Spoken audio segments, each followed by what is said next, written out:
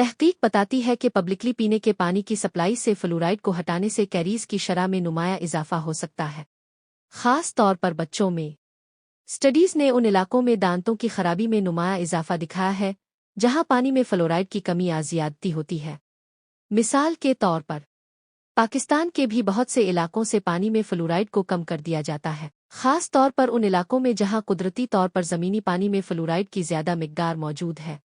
یہ کوششیں اکثر فلورائڈ کی زیادتی سے منسلک صحت کے خطرات کو کم کرنے یا بڑھانے میں فعال ہوتی ہے، جیسے کہ دانتوں اور اسکیلاٹل فلوروسس میں۔